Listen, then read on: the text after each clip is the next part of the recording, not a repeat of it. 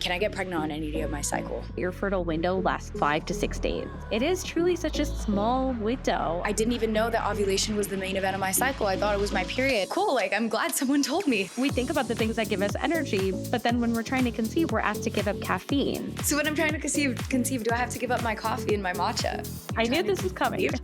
Everyone who's trying to conceive should make a few lifestyle changes. Those changes are pretty easy to make. Okay, dude, I'm not broken. There's nothing wrong with me. Like, I think being a woman is such a beautiful thing, and it's also so complex. Women in today's world are basically like so image focused. I remember I was like 10 years old, and my coaches told my mom you need to stop feeding her bread, and like If you're working out, you should be needing 75% of your weight in grams of protein per day. is this kind of like the biological clock that you hear people talking about? I have a love-hate relationship with biological clocks. Talking about fertility, I think we also need to address infertility. So male factor infertility actually accounts for 30 to 50% of infertility cases. for the women listening who feels like they've done everything, they're doing everything right, and they just aren't getting pregnant, what would you say to that woman if you could speak directly to her right now? Today, we're going to be talking about the real science, the hidden factors, and the missing conversations that could change your fertility journey. Hi guys, my name is Nathalia, and I'm the host of the Ask Lively podcast, the show where we have real, unfiltered conversations about women's health, hormones, and living in sync with your body. We're going to be bringing on experts to answer your biggest questions and give you the knowledge that you should have been taught years ago so that you can take control of your health, your cycle, and your life. Today on the show, we're going to be joined by Dr. Nirali Jain, who's also known on Instagram as the Expert MD. She is a board-certified OBGYN and a reproductive endocrinologist who's redefining what it means to support patients through their fertility journey. Dr. Jain is deeply passionate about women's health, and her mission goes way beyond the clinic. She believes that education is power, and she uses her platform to empower patients through clear, science-based information delivered with empathy and a touch of humor. Whether you're navigating fertility treatments, exploring your options, or you just want to better understand your body, Dr. Jain brings insight, heart, and honesty to the conversation. Welcome, Dr. Jain. Thank you so much for taking time out of your busy schedule to be here. We're so excited to chat with you. Of course. I'm so excited to talk about one of my favorite topics. Okay, so what drew you into working in women's health in the first place? Tell us a little bit about your journey. Yeah. So what initially drew me has nothing to do with medicine. Interestingly enough, I was a dancer growing up, and I was in a pretty strict dance school where there was a lot of discipline. We took a lot of time to pay attention to our bodies, what was going on in our bodies, making sure that we were the healthiest version of ourselves. And this started as young as I started dancing when I was 3. So Wow. it's truly a part of who I am and my personality, and plays a huge factor in my day-to-day life as a physician now. So a lot of my passion for medicine and women's health came from being surrounded by a strong community of women very, very early on. And as we all grew together, we also learned about our bodies together. And that is something that binds us in a way that I can't imagine in any other scenario. I feel like a lot of women that are involved in sports bind with their teams really closely. So that's kind of how it all started. How long did you dance for? I danced through college. So I started when I was Wow. 3. I was in a traditional Indian dance school until I left for Northwestern. And then at Northwestern, I actually was a dance major as well, and was practicing ballet and classical there. So, Yeah. yeah. That is so beautiful. And I think I grew up doing rhythmic gymnastics, but I think in those type of like dance slash like gymnastics, like those type of sports that really like require mind-body connection with your body, people don't realize like how much of your life is truly dedicated to that. Especially, I'm assuming you spent hours and hours and hours of your life doing that. So that is so cool. And do you miss it ever? I do. I wish that I still danced. Obviously, with the time constraints, I have 2 little ones now. But I kind of live vicariously through them. Both my son and my daughter dance, and we love it. And so I'm a dance mom, I guess. I love that. Okay, so let's dive into the episode. So today we're going to be talking about fertility tracking and also just understanding how to get pregnant, starting a family, really speaking to that woman. And I feel like so many of us, like, we're not educated enough about our hormones and have so many questions. So I guess just break down fertility tracking for the woman who's listening, like myself, who up until a year ago, I didn't truly know much about women's hormones at all. What even goes into fertility tracking? And yeah, and we'll talk about apps in a second, but just what goes into fertility tracking? Yeah, I think the biggest thing is first understanding that your normal might not be someone else's normal. So, Mm, fertility tracking is very specific to you as a human being and very individualized. And what we consider a normal cycle in the medical world is a cycle that lasts between as few as 22 days to 35 days. So, mm, understanding, if you have a 28-day cycle, that's your normal and that's okay, and the same goes for patients that have longer cycles. So I think the first thing that you think about is how far apart is day one to day one of my period. And yep. then all the details fall between that. And that's when we can get into understanding, what does the first half or the follicular phase look like for you? What does your ovulatory phase look like? And then that second half of the luteal phase.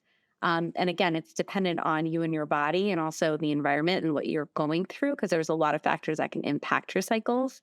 Yeah. But I think that everything starts with timing. Yeah. So, okay, a huge question that most of us have, at least I know I had for a long time, is when can I actually get Okay. pregnant? Can I get pregnant on any day of my cycle?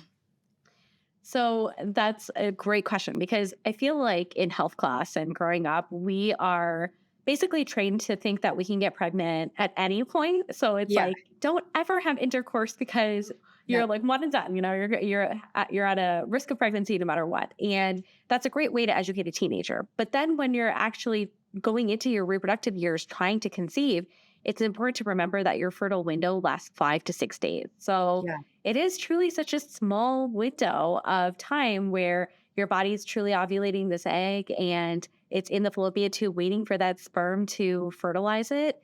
And then after you ovulate, within 24 hours, that fertile window closes. So if we're not able to capture that, your fertile window is closed. So basically, if someone's listening and they don't know anything about their hormones, ovulation is the time when your body drops the egg, and that window is when you can get pregnant. Um, okay, so fertility apps, I feel like, have become so popular over like the last Resume. several years. What do you think about relying on an app to predict like your fertile window and your ovulation?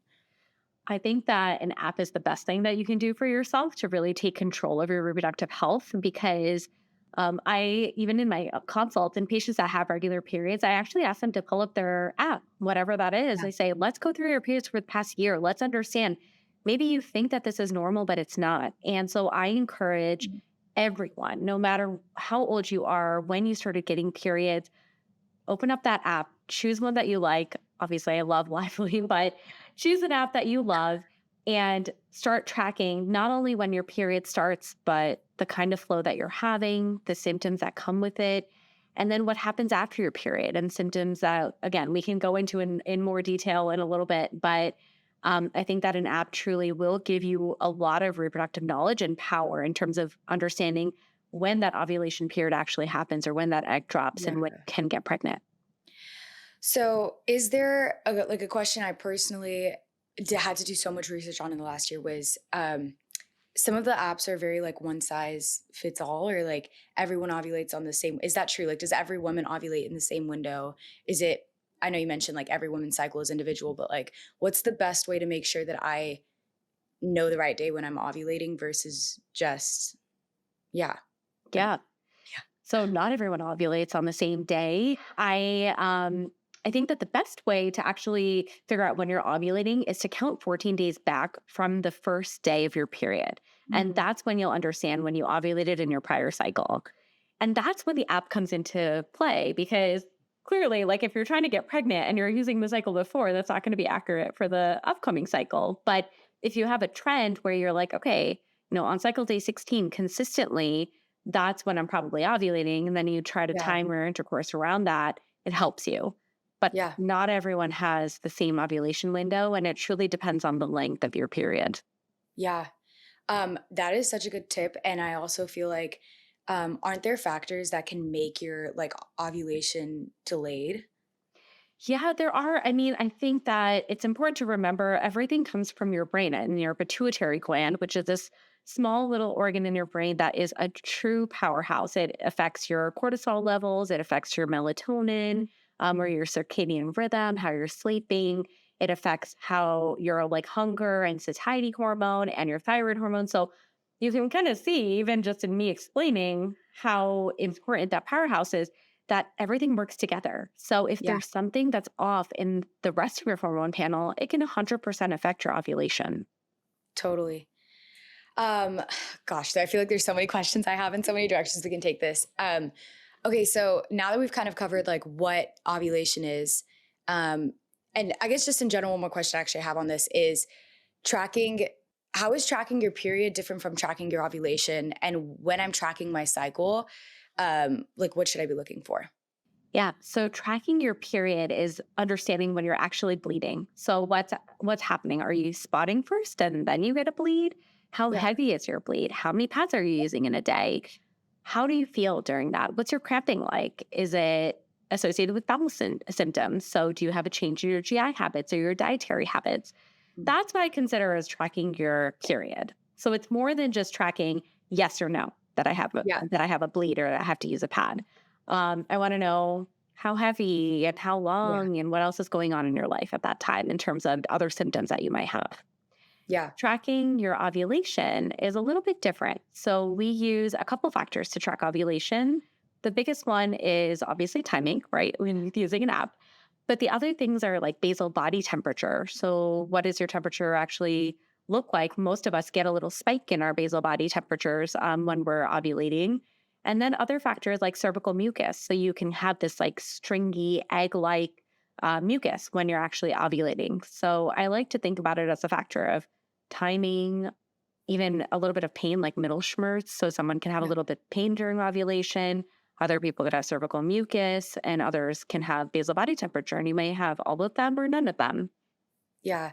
No, my friends and I were joking around about ovulation pain and being like, you just can't catch a break. Like I guess some women like they obviously have like the glowing, incredible ovulation where they feel great. And then, I have quite a few friends who like ovulation kind of sucks for them sometimes and they have like really bad cramps. So I think being a woman is such a beautiful thing and it's also so complex that it's so honestly just learning more about our bodies gives you so much more grace for yourself to be like, okay, I'm not broken. Like, there's nothing wrong with me. Like, I just need to learn more and understand what's happening. Yeah. Exactly. That's exactly right. And also just like giving your body a little bit of time to learn about itself, right? Like we Yeah. never pay attention to our bodies as much as we do when we're trying to get pregnant. And that could be a Totally. really sensitive couple of months or a couple of years, how long it Yeah. takes to actually get there. Okay. So let's talk about a healthy ovulatory cycle. What does that actually look like? I hear people talking about egg quality. What does that actually mean? Yeah, so let's talk about egg quality because so many people bring this up where they're like, how do I want to test my egg quality? And that is such an interesting question because we can't actually test for egg quality. But what's important to remember is that egg quality, what it actually means is your ability to fertilize a sperm and your ability Mhm. to conceive, or the ability of that egg to actually turn into an embryo. And the biggest predictor of egg quality, as we know with all the research that exists in our field, is age. And egg quality definitely drops with age. As young as 35 and onwards, we think that there is definitely a negative impact with egg quality. Mm. However, that doesn't truly impact ovulation. So, Mm. egg quality has to do with chromosomes, things on a cellular level. But if your egg quality drops, which naturally it does in all of us, no matter what, that's something we can't reverse. But we can continue to track our ovulation and, you know, keep understanding our bodies in a way where we know that the egg quality might be a little bit lower, but our ovulatory tracking kind of remains the same over our reproductive years. Mm. Is this kind of like the biological clock that you hear people talking about when it comes to women? Yeah, it is. And, I have a love hate relationship with biological clocks because there are so many young patients that are like 35, 36, that come in here and they're like, I was told by my friends or my family Yeah. members that my biological clock is ticking and I don't really have that much time. And Mhm. I have to say, I mean, yes, age is the biggest predictor of your fertility and your potential. And our chromosomes are not as great as they are when we're younger, as we age. But it doesn't necessarily mean that you're out of time. And if you're having regular Absolutely. periods, you still can get pregnant. But it might just take a little bit more involvement from a fertility doctor to get you there. Yeah.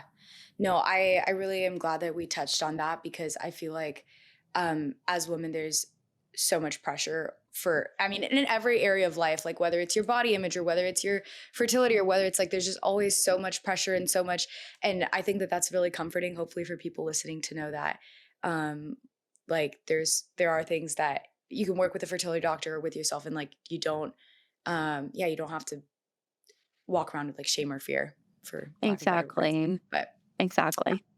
okay, we're going to get back to the conversation really quickly. But first, I want to take a brief moment to tell you about a tool that can really help you with understanding your body. If you've ever wished that you could truly understand your body, Lively can help. It's the most personalized women's health companion for your cycle, hormones, and every stage of womanhood, from your first period and pregnancy to menopause. Finally, understand your cycle phase and what your body needs. Sync your workouts and nutrition, plan for pregnancy, and make sense of your hormones with tools made by women health experts. Get daily tips for your energy, mood, and well being, plus a private space that your partner can use to better support you. All with privacy that you can trust. Trusted by millions of women worldwide. Try it free for 7 days on the App Store or Google Play. Search Lively, create your account, and start living in sync with your body. I use Lively. I love it. I've used it for multiple years now, and it is probably my favorite tool that I have. Okay, back to the episode. Okay, so when it comes to ovulation, can you help break down like the key hormones that we should understand? Yeah. So the biggest hormones to really understand when you're ovulating are progesterone and your LH. And a lot of at home testing kits allow us to test for this. But what we're looking for is that shift in your body's reliance on follicle stimulating hormone and estrogen that's coming from your follicle to having a surge in LH or luteinizing hormone, or the hormone that helps really trend towards ovulation. And then your progesterone levels, what do they look like afterwards? How high are they? And a natural progesterone, just to give you an idea, is around 8. That number is 8 that we look for. So in these at-home testing kits, there's a lot of patients that come in and they're like, I'm not seeing the LH surge. I'm not seeing that progesterone in a place that it should be. But those are truly, they're looking at the right things. They just might need to do blood work instead of a urine test or something Yeah. like that. But the biggest hormones, again, progesterone and LH. Um, okay, so I've looked at my hormones and I now understand like what ovulation is, but what does it take for that egg to drop for ovulation to actually happen? Is it like you said, like I know you just mentioned blood work versus urine strip. Is it just like a positive test on a pee strip that tells me that, or So that positive test, that LH search tells you that ovulation will probably happen in the next Mm. 24 to 48 hours. There is no exact test that tells you like ovulation is currently happening, but Gotcha. it basically predicts. So when patients have that happy face on the like clear blue strips at home, or if they have that Yeah. LH surge and it's like a blinking light, that tells you that you're in your fertile window. And that progesterone that's positive afterwards, your progesterone goes from being less than 1 to higher than 3. Mm. And that actually is the true signal that tells me your body has successfully released this follicle, or released the egg from the follicle, because that's when that follicle goes from producing estrogen to producing progesterone in preparation for a possible pregnancy. So essentially to clear the air for the just the average girl listening at home, when you take those ovulation strip tests, it's not necessarily it's not like it like catches your egg and it's like, wow, look, we found your egg. It's just indicator that your LH hormone is high, so it's a strong indicator that you're fertile and it's going to happen sometime soon. That makes so much sense. Exactly. And it's interesting because a lot of patients get nervous about their LH surge, and they Mm, test in the morning and they see the surge, and then they test later and they don't, and they think that they missed their ovulatory window.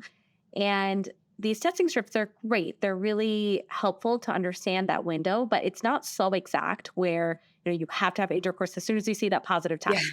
You have Like a right little now. bit of a window to kind of rely on, which is why Mm. it's so important to understand what are those days that you have to have timed intercourse to maximize your fertility potential for that month. Totally. And again, I just wanted to touch on this because I'm so glad that we're having this conversation and that this conversation is just becoming more normalized because I think that there's so many pseudo or not, I don't know if pseudo beliefs is the right word, but wrong beliefs that just misinformation out there. And when you start to realize and learn more about this, you're like, wow, I really thought my whole life like I could get pregnant any day of the month, or I didn't even know that ovulation was the main event of my cycle. I thought it was my period. And then things like this start hitting you over time and you're like, cool, like I'm glad someone told me. So I love it. Exactly. Yeah. Exactly.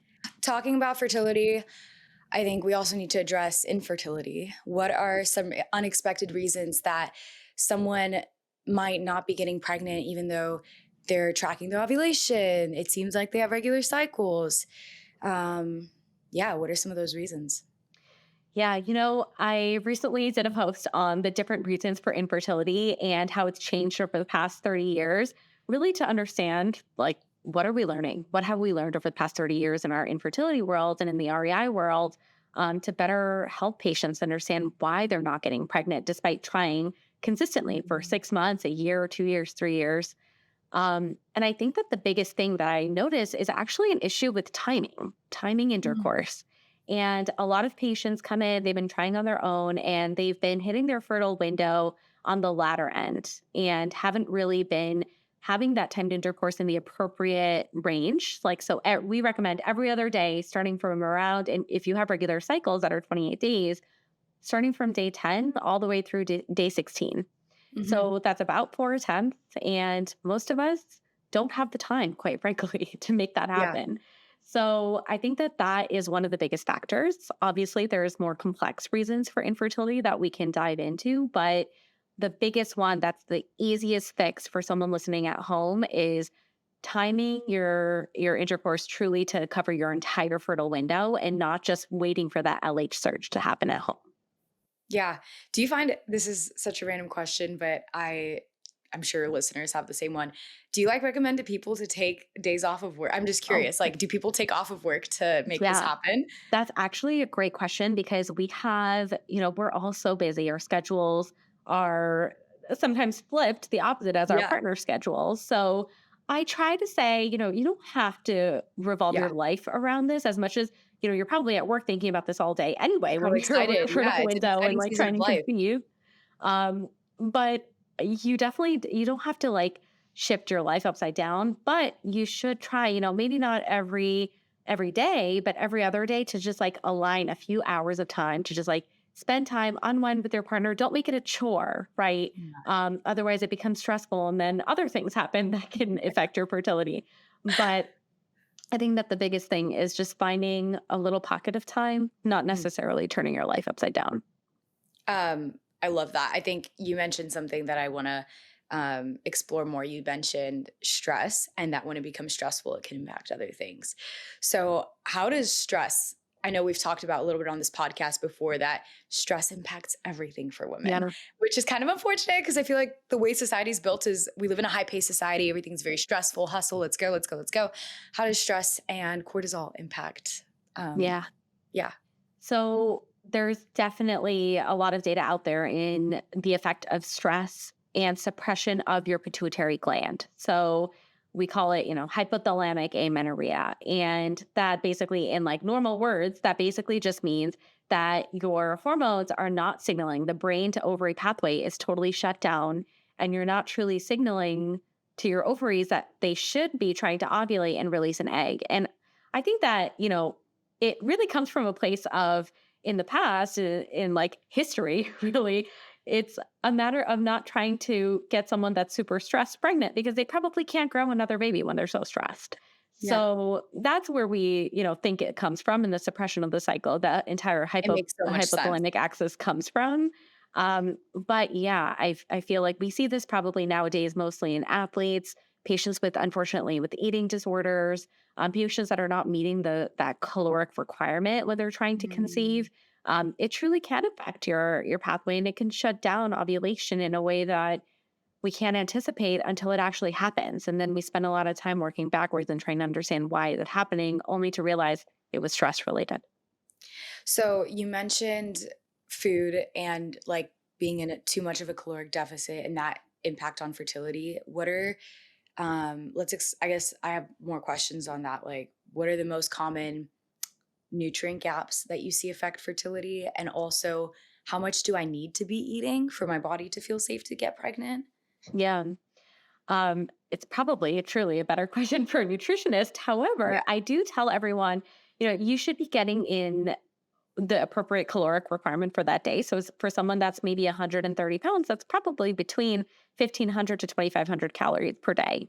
But what Okay. I think truly matters is actually your protein intake, which a lot of Mm. us neglect, right? Like women in today's world are basically like so image focused, and obviously we're trying to fix this and correct this kind of mindset, but I know I was brought up this way, especially being a dancer, where it was like Yes. skinny is good and like you want to be skinny. So, either restrict your calories or work out like a crazy person to get where you need to be.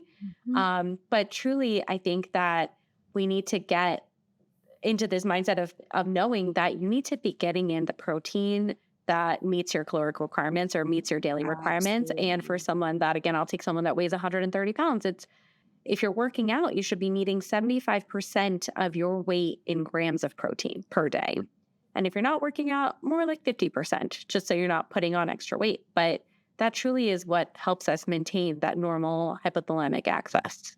This podcast is brought to you by the Lively app, your personal woman's health companion. Imagine understanding your body so well that every day feels planned around your natural rhythms. Lively helps you know your cycle phase and what your body needs, from your first period and pregnancy to menopause. It's designed by women's health experts, trusted by millions worldwide, and built with privacy at its core. Track your cycle, sync your workouts and nutrition, and plan for pregnancy.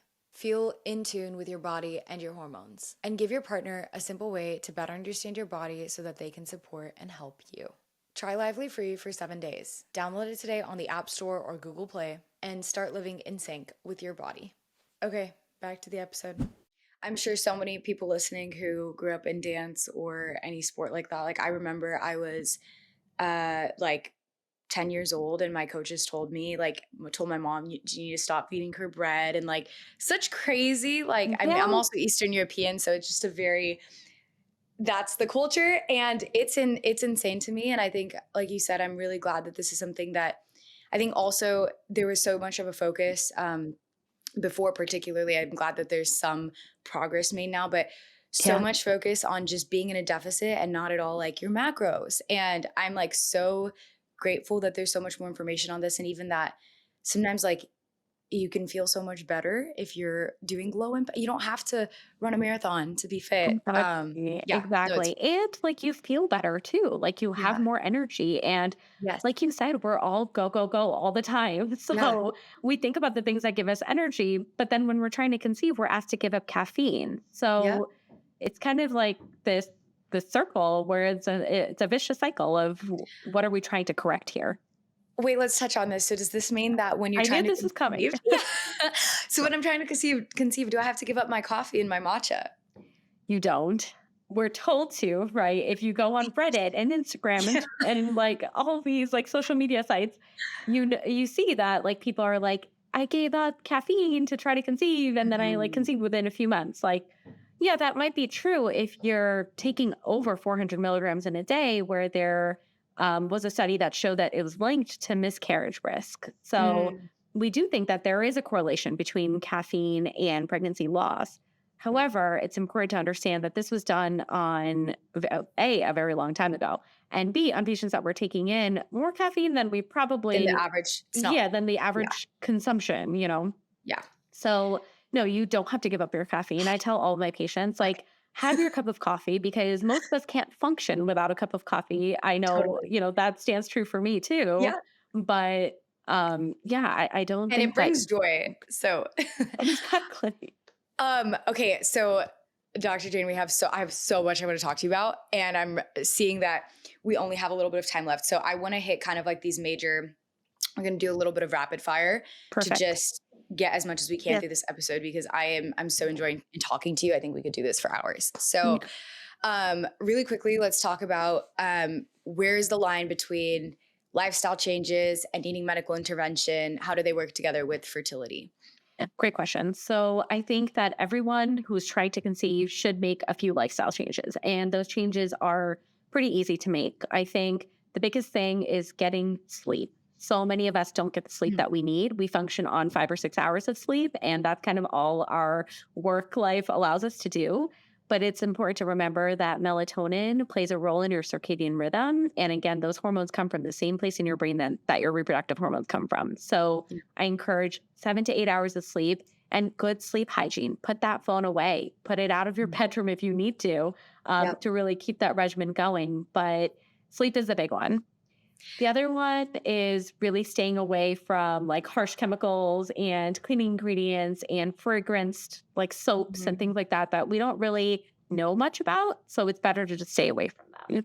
Yep. Um, there's a couple other things too, but I think really the biggest thing is, staying away from that, cutting down your smoking, cutting down alcohol use, and keeping in Mhm. physical activity.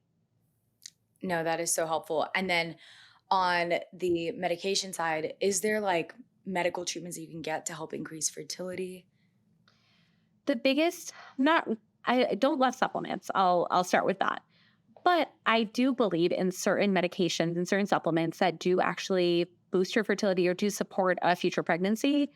The biggest one, as we all know, are prenatal vitamins. If Mhm. you're of reproductive age, if you're off birth control, make sure you're on a prenatal vitamin and make sure that it has folic acid and omega-3 because that will maximize the baby's health, right, in the event of a pregnancy. And you just want to be prepared. The other thing that you can take really depends on what else is going on. So for my PCOS patients, I recommend myoinositol, which I know it's like kind of like one of those new fad supplements, but it is something that truly does work. It's kind of like nature's form of metformin. Mhm. It helps regulate your periods. Um, and then vitamin D. None of us get the vitamin D that we need. So think prenatal vitamins, vitamin D, CoQ10 if you want to kind of boost your mitochondrial health, help clear those free radicals in your ovaries and the testicles, and then inositol if you have So PCOS. helpful.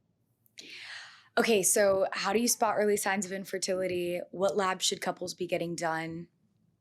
So early signs of infertility. The biggest thing to look at is if, as long as you have regular cycles and you've been trying over your fertile window, so those 5 or 6 days, intercourse every other day for a full year if you're younger than 35, or at least 6 months if you're older than 35. That's when you start involving a specialist Mhm. into your care. And we might not be doing much other than just doing some investigative lab work and imaging studies to make sure we're not missing anything big. But get yourself in to see a fertility specialist as soon as possible once you've Yep. been trying for that long. Such good advice. Let's talk about the male portion of this really quickly because we've spent most of the day talking to the women, but I know fertility involves two people. So let's talk about male. Yeah, what labs should the guy be getting done, and how do you know which partner is having the Yeah, problem? that's a great question. So, male factor infertility actually accounts for 30 to 50% of infertility cases. So, actually, I strongly recommend all of my patients to come in with both, the Yeah. male and the female partner, depending on, the type of relationship that they're in. But the semen analysis plays a huge role in understanding the male factor.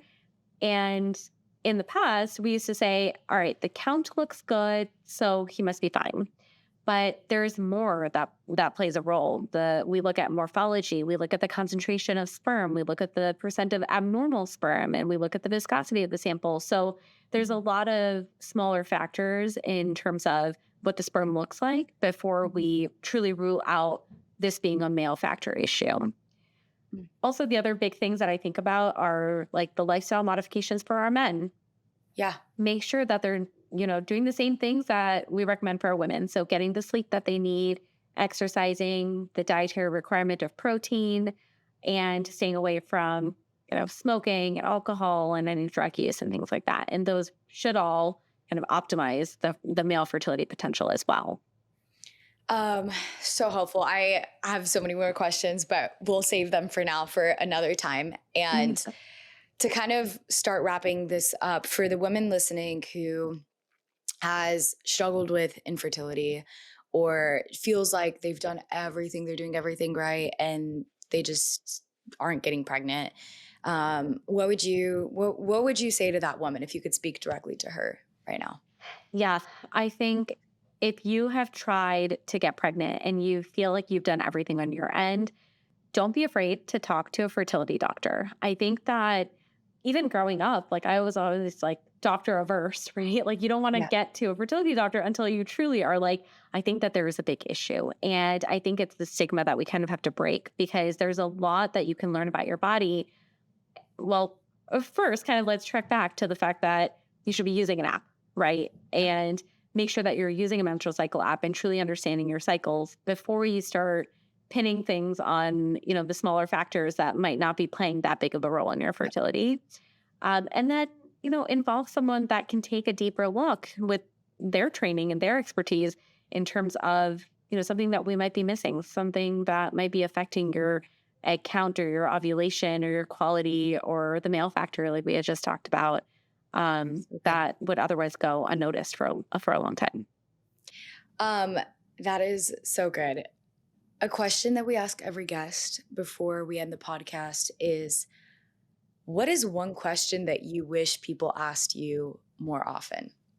No, yeah. So I think that the biggest question that I wish people asked me was actually lifestyle focused and things that they could do in their everyday lives. Because you come to a doctor and you're given, I'll admit I do a bunch of blood work, I do a bunch of imaging, and I really want to understand the medical side of things.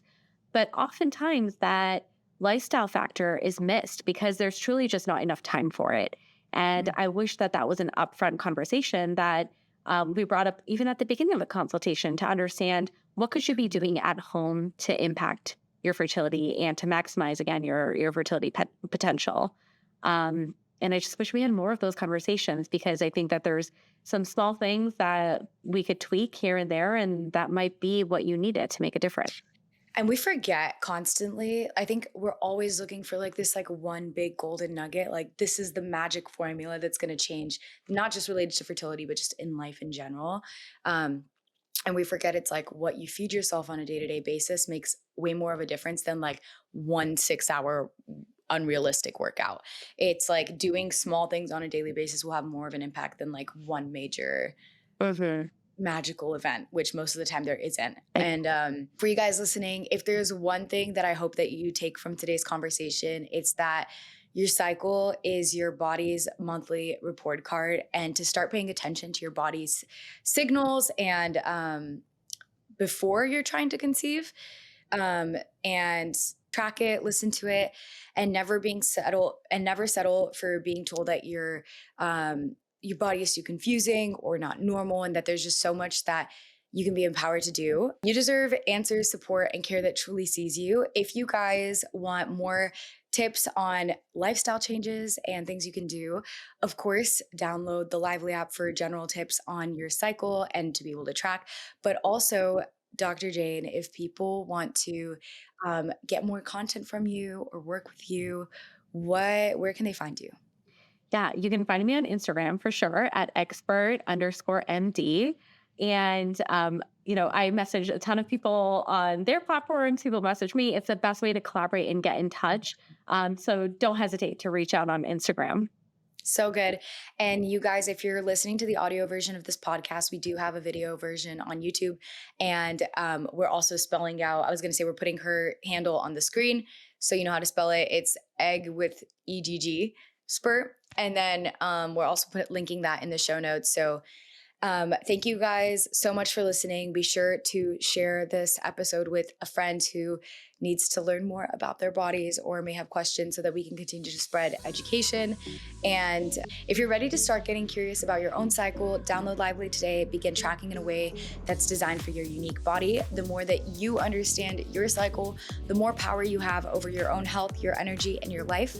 So be sure to subscribe, leave us a review so that you don't miss on a single episode. Thank you so much, Dr. Jain, for spending time with me today. I truly appreciate it. Of course, I had a blast. We'll talk soon. Bye, guys.